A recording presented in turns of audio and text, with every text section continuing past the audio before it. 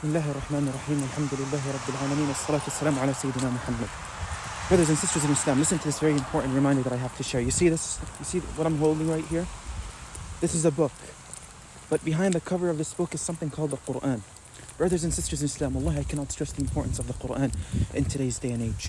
The Quran is the medicine to your heart. The Quran is the shifa to your heart. The Quran is the healing to your heartbreak.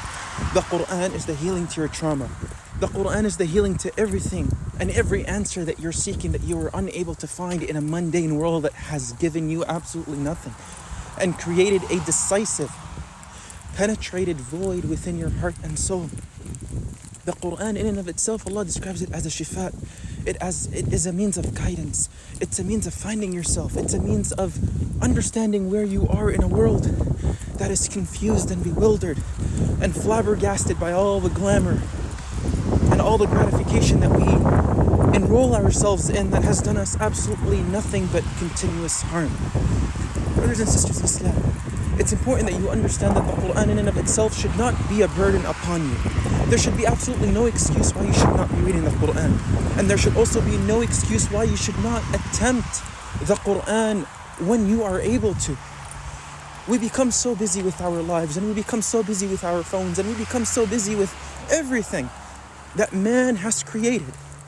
But we cannot become busy just for once with the book of Allah subhanahu wa ta'ala that is there to cure you and that is there to give you the healing and the shifa.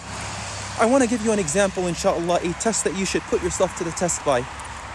If you are going through a very difficult time, or if you were heartbroken, for example, compare the music that you listen to and how much benefit or harm it causes upon you. Then examine yourself with the Quran during that heartbreak and examine how much benefit it has done for you. And the reason being, brothers and sisters in Islam, is because man-made words are meant to cause you further harm. They are not the words of Allah subhanahu wa ta'ala that are meant to cause you benefit or cause you healing or cause you satisfaction. And that is why you will always find people, whether through a heartbreak, whether through a difficult time, whether through a very decisive test in their lives, they're unable to find comfort in music. They're unable to find comfort in the words of celebrities, because these celebrities are in and of themselves void of Allah Azza wa Jal. Whereas putting yourself with Allah, you don't get any further brokenness. You get shifa, because it is the promise of your Lord that created all of mankind and who has promised you in the Quran, فيه شفاء للناس. The Quran is a shifa. The Quran is a cure to the nas, to the people, not to the believers of Allah, but to all of mankind. So this book right here, give it a try, inshallah. Give yourself the ability to look at the Quran and see how much effect it can play into your heart.